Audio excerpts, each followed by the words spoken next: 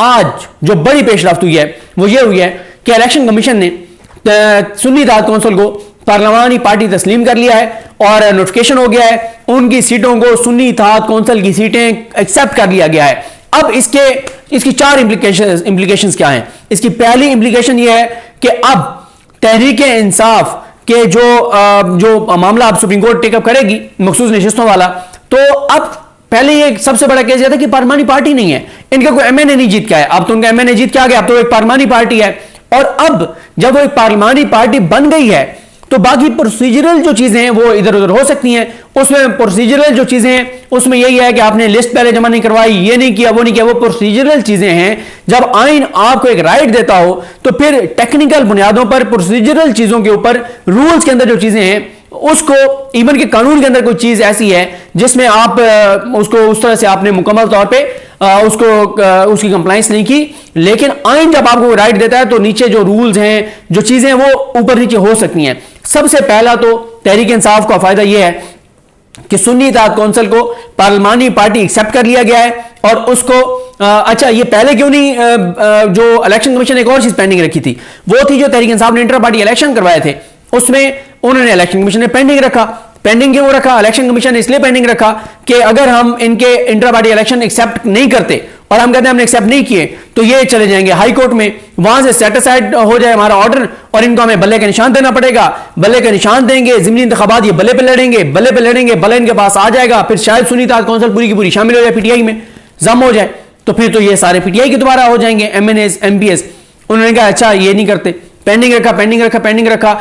उन्होंने अब आके उन्होंने 2 दिन पहले ज़िमनी इंतखाबात के बाद उन्होंने कहा कि पीटीआई के जो इंटर पार्टी इलेक्शन है वो मुस्तरद, लेकिन अब वो उन्होंने मुस्तरद तो किए, एतराज तो लगा दिया और नोटिस भी जारी कर दिया, लेकिन अब वो जो उन्होंने भी वो सारी ड्रामेबाजी की उसको भी तहरीक इंसाफ को फायदा यह हो गया कि वो सुन्नी इत्तेहाद कौंसिल के निशान पे लड़े और सुन्नी इत्तेहाद कौंसिल की पिटीशन सुप्रीम कोर्ट में पेंडिंग है, तो अब तहरीक इंसाफ को उसका भी फायदा हुआ। यानी ये जो बदनीयती पे मबनी काम करते हैं अल्टीमेट फायदा उसका तहरीक इंसाफ और इमरान खान को होता है।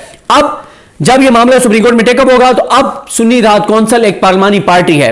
दूसरा जो सबसे इंपॉर्टेंट फायदा हुआ है तहरीक इंसाफ को, सुन्नी इत्तेहाद कौंसिल को, वो ये हुआ है कि अब जितने सुन्नी इत्तेहाद कौंसिल के एमएनएज हैं उन और एमपीएज हैं उन पे डिफेक्शन क्लॉज लगेगी। ये बहुत इंपॉर्टेंट है। ये चाह रहे थे कि ये आजाद रहेंगे, कल को इनको हाँक के किसी को कोई वीडियो दिखा के, किसी को कोई और चीज करके, किसी फैमिली मेंबर को उठा के, किसी को खुद उठा के नंगा करके करंट लगा के उसको हम इधर उधर कर देंगे, आईनी तरमीम के ऊपर मुख्तलिफ जगहों के ऊपर उसके वोट डलवा देंगे। लेकिन अब ये नहीं हो सकेगा क्योंकि जो डिफेक्शन क्लॉज है वो 4 जगहों पर लगती है। वज़ीर आज़म या वज़ीर आला का इंतखाब हो तो आप अपनी पार्टी पॉलिसी के खिलाफ वोट नहीं डाल सकते। नंबर 2, अगर वज़ीर आला या वज़ीर आज़म के खिलाफ अदम एतमाद आती है तो आप अपनी पार्टी पॉलिसी पार्लियामानी पार्टी की डायरेक्शन के खिलाफ वोट नहीं डाल सकते। नंबर 3, आईनी तरमीम के मामले पर आप अपनी पार्टी की पॉलिसी पार्लियामानी पार्टी की इंस्ट्रक्शंस के खिलाफ वोट नहीं डाल सकते। नंबर 4, बजट के मामले पर आप अपनी पार्लियामानी पार्टी की डायरेक्शन के खिलाफ वोट नहीं डाल सकते। ये 4 बड़ी इंप्लीकेशंस हैं जो पार्लियामानी पार्टी एक्सेप्ट होने से अब उन मेंबर्स पर लगेंगी जो सुन्नी इत्तेहाद कौंसिल का हिस्सा हैं। तो पहला मैंने आपको बता दिया कि सुप्रीम कोर्ट में जाएगा मामला तो तहरीक इंसाफ को वहां पे ये एज होगा सुन्नी इत्तेहाद कौंसिल को, क्या वो एक पार्लियामानी पार्टी है। दूसरा यह है कि अब ये डिफेक्शन क्लॉज लगेगी 4 जगहों पर। तीसरा फायदा यह है कि आप उनको वो तमाम राइट्स मिलेंगे जो एक पार्लियामानी पार्टी के होते हैं, क्योंकि पहले तो ये ड्रामेबाजी भी चल रही थी ना कि तहरीक इंसाफ को वो नहीं दिया जाएगा, जो ये है पब्लिक अकाउंट्स कमेटी का चेयरमैन उनका नहीं लगाया जाएगा। अच्छा, उसमें खैर तहरीक इंसाफ के अंदर बड़ी चीज़ें चल रही हैं।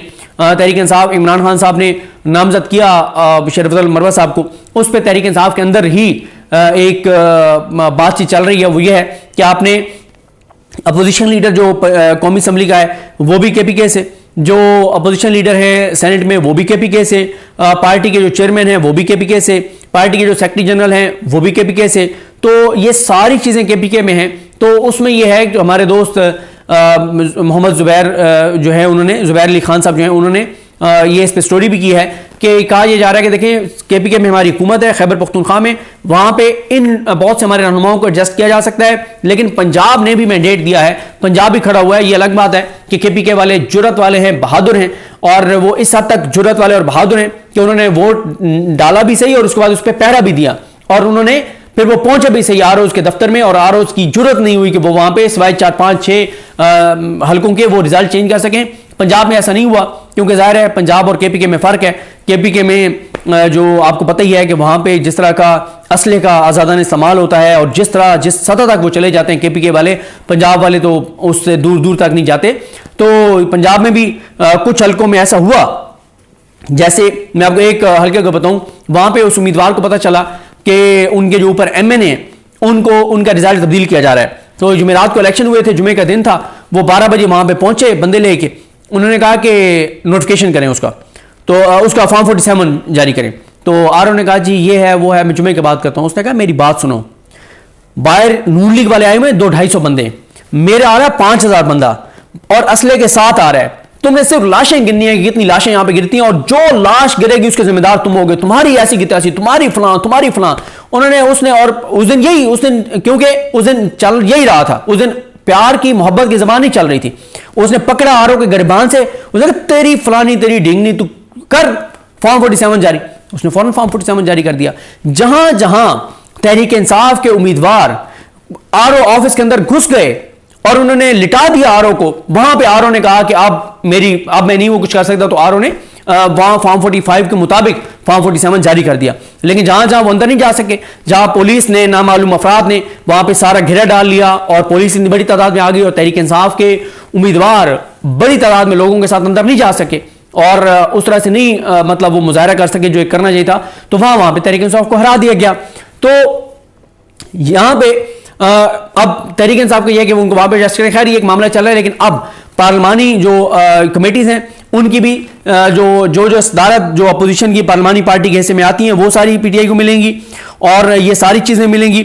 और ये अब जो मामला है ना, वो एक बड़ी ये पेशरफ्त है कि सुन्नी इत्तेहाद कौंसिल को जो पार्लिमानी पार्टी एक्सेप्ट किया गया है, ये तहरीक इंसाफ के लिए बहुत अच्छा हुआ है। और अब काजी फाइज ईसा साहब जो मुबैना तौर पर इसलिए ताखिर कर रहे थे, जो इल्जाम है तहरीक इंसाफ का कि बदनीयती पे मबनी था उनका ये सारा कुछ, और इसका मकसद ये था कि जो मखसूस नशिस्तें हैं वो जब केस मैं लगाऊंगा तो उस वक्त तक मेरी जो एक्सटेंशन है वो हो चुकी होगी, और साथ ही ये पार्लिमानी पार्टी भी नहीं है और केस इनका बड़ा कमजोर है। लेकिन अब सुन्नी इत्तेहाद कौंसिल को पार्लिमानी पार्टी एक्सेप्ट कर लिया गया है, और नवाज शरीफ के करीबी दोस्त सिकंदर उस्मान राजा के इलेक्शन कमीशन ने इस निज़ाम के लाडले, इस निज़ाम के प्यारे, इस निज़ाम के दो ही प्यारे हैं, एक काजी फाइज ईसा, एक सिकंदर उस्मान राजा, जो सबसे ज्यादा प्यारे हैं। बाकी छोटे छोटे भी हैं, आमिर फारूक साहब और ये छोटे मोटे हैं, लेकिन मेन बड़े जो प्यारे हैं, जो दिल के बहुत करीब हैं, जिनको सीने से लगा के रखता है ये निज़ाम, वो जस्टिस काजी फाइज ईसा साहब और सिकंदर उस्मान राजा हैं, जिन्होंने 8 फरवरी के इंतखाबात करवाए और पाकिस्तान के अवाम के साथ जो उन्होंने किया, और 8 फरवरी के इंतखाबात के बाद जो आज पाकिस्तान के साथ हो रहा है, जो महंगाई है, बेरोजगारी है, तबाही है, बेरोजगारी है, इज्तिमाई खुदकुशियां हैं, जो आज मुल्क के अंदर हालात हैं, इसके जिम्मेदार अगर दो लोग हैं, पीछे इनके जो भी है, इस्तेमाल तो ये दो हुए ना, काजी फाइज ईसा और सिकंदर उस्मान राजा, पीछे जो भी है वो ये जवाब देना कि हमारे पीछे कौन था और हमने किसके कहने पे ये सारा खिलवाड़ मुल्क के साथ किया है, और हम पाकिस्तान को किस तरह से पस्ती में लेकर जा रहे हैं। मुझे अपनी दुआ में याद रखें। लकीम हम सबका हामी नासरू। अल्लाह हाफिज़।